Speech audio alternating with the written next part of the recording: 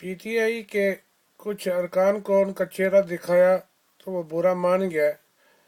کیونکہ شان پاکستان نے اپنی تحریروں میں کبھی بھی کسی کی دل آزاری کرنے کی کوشش نہیں کی، کیونکہ جو ہم دیکھتے ہیں، جو سنتے ہیں، وہی لکھتے ہیں، اور اس کا ثبوت انہی پی ٹی آئی والوں کے منہ سے آپ کو سناتے ہیں، جو کہ آج اپنے ایک ساتھی کو اپنا بہت وفادار اور پتہ نہیں کیا کیا ان کے قصیدے پڑھ رہے ہیں، ذرا غور کیجئے اور سنیے۔ اور خالد فرید صاحب پاکستان تحریک انصاف جاپان میں سب سے زیادہ تعداد ممبران کی تھی اور سب سے زیادہ ایکٹیو تھی، اور ان کے مختلف پروگرام سے، ان کے تمام واقعات سے، ان کی تمام پروگرس سے تمام میڈیا اس چیز کا گواہ ہے کہ میڈیا میں پاکستان تحریک انصاف یا عمران خان صاحب اور یا خالد فریدی صاحب، ان کی مختلف خبریں اور ان کے مختلف واقعات، ان کے پروگرام، ان کی میٹنگ کی خبریں آتی تھیں کہ باقی تمام پارٹیاں پریشان ہو گئی تھی کہ کچھ ہی عرصے میں پاکستان تحریک انصاف نے اور خالد فرید صاحب کی ٹیم نے پوری جاپان کے خصوصاً بزنس مین طبقہ اور جتنے بھی یہاں پہ اسٹوڈنٹ تھے، سب کے ساتھ ان کا ایسا انٹریکشن ہو گیا تھا کہ سب سے مقبول ترین جماعت تھی اور اب بھی ہے۔ اس دوران ایک تقریب میں، اب میں یہاں پہ اسے ضرور ایک ٹرننگ پوائنٹ کہوں گا، بلکہ ناٹ اے گڈ سینس، کہ ایک پروگرام میں خالد فرید صاحب انوائٹ ہوئے توچیکی کینٹ میں، اور وہاں پر خالد فریدی صاحب اور کئی ہمارے ساتھی ان کو انوائٹ کیا گیا، اور وہاں پر ایک صاحب جن کا نام میں لوں گا، چونکہ مرکز یہ جاننا چاہتی تھی کہ جو ہمارے درمیان ایک رفٹ آئی ہوئی ہے، جو ہمارے درمیان تھوڑا سا ڈسٹربنس رہی ہے گزشتہ 8-9 مہینوں میں، اس کی وجہ کیا ہے۔ تو اس پروگرام میں جس میں خالد فریدی صاحب بطور صدر موجود تھے، تو ایک صاحب جو پہلے پاکستان مسلم لیگ نواب میں تھے، انہوں نے وہاں فائل ظاہر کی کہ میں پاکستان مسلم لیگ نواز گروپ کو میں چھوڑتا ہوں اور میں پاکستان تحریک انصاف میں شامل ہوتا ہوں۔ ان کے اس اعلان کے ساتھ ہمارے پریزیڈنٹ صاحب خالد فرید صاحب نے کہا کہ ٹھیک ہے، آپ ان محترم کا نام جاوید خان نیازی ہے، ان کو بطور صدر، ہمارے صدر خالد فریدی صاحب نے ان کو پارٹی میں جوائن کیا،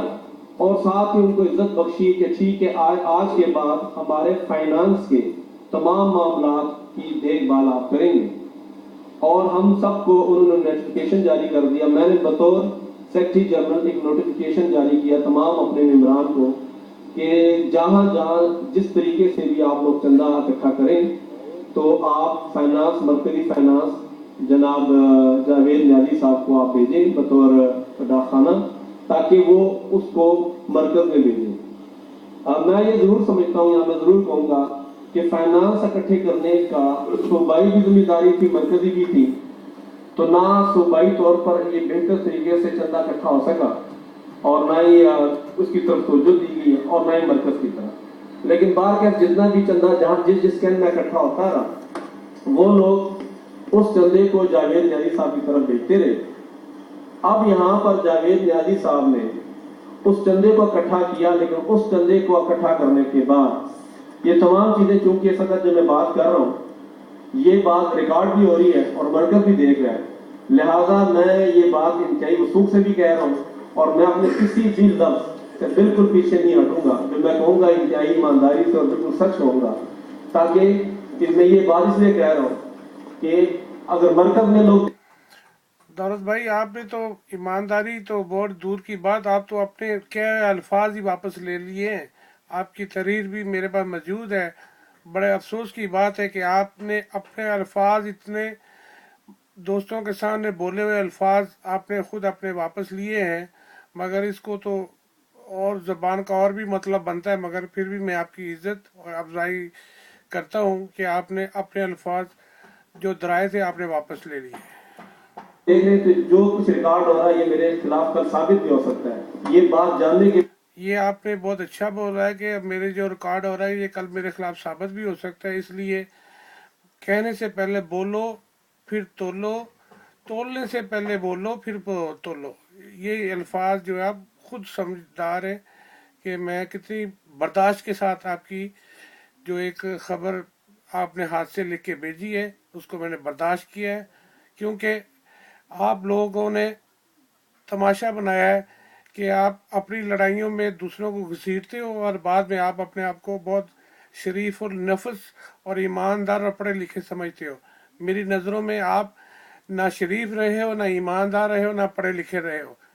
اس لیے آپ کی جوتیاں آپ کے سارے خود ہی پڑھ رہی ہیں، میں کچھ نہیں کہہ سکتا۔ باوجود اگر میں کوئی بیان دے رہا ہوں تو آپ اس میں ایک صداقت جانیں۔ جاوید نیازی صاحب نے چندے کو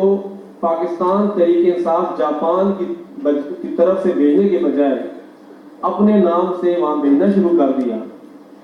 اور انہوں نے اپنا نام وہاں انہوں نے مرکز میں کانٹیکٹ کر کے ان کو یہ باور کرایا کہ پاکستان تحریک انصاف جاپان تو پتہ نہیں کچھ کر رہی ہے یا نہیں کر رہی ہے، لیکن میں بطور جاوید خان نیازی پاکستان تحریک انصاف کے لیے بہت کچھ کر رہا ہوں اور میں آپ کو یہ چندہ دے رہا ہوں۔ مرکز والوں نے اس کی تحقیق کرنے کے بجائے، میں مرکز والوں کو بھی یہاں پر بالکل میں پوائنٹ آؤٹ کروں گا، میری یہ پارٹی ہے، میرا مرنا اور میرا جینا اس پارٹی کے ساتھ ہے، اور میں یہاں پر ضرور ایک اپنا جذباتی واقعہ پیش کروں گا۔ میں یہ مرکز کے علم میں لانا چاہتا ہوں کہ ہم نے صرف اپنے بزنس کو داؤ پہ نہیں لگایا۔ ایک پارٹی میں موجود تھا، تقریباً 30-40 ساتھی تھے، جس میں پاکستان تحریک انصاف، پیپلز پارٹی اور پاکستان مسلم لیگ نون کے ساتھی تھے۔ میں راولپنڈی اسلام آباد کا ذکر کر رہا ہوں۔ تو وہاں پر جب میں پاکستان تحریک انصاف کے لیے بڑی بڑی بات کر رہا تھا، اور میرا ایمان ہے اور یہ سچ ہے، تو وہاں پر بیٹھے ہوئے پاکستان مسلم لیگ کے ایک ساتھی نے مجھے کہا کہ دولت خان تم یہ کیسے کہتے ہو کہ عمران خان اتنا سچا ہے؟ اگر اس نے کل ہمیں پیپلز پارٹی یا نون کی طرح جس طرح ہمیں دھوکہ دیا گیا ہے، اگر عمران خان نے دھوکہ دیا تو پھر کیا ہوگا؟ تو وہاں میں نے اس سے ایک سوال کیا کہ کیا تم سمجھتے ہو کہ میں 30 لوگوں میں بیٹھا؟ اس نے کہا، میں نے کہا کیا تم سمجھتے ہو کہ میں ذمہ دار آدمی ہوں؟ کہتے جی بالکل، کیونکہ میرا بیک گراؤنڈ یہ ہے کہ میں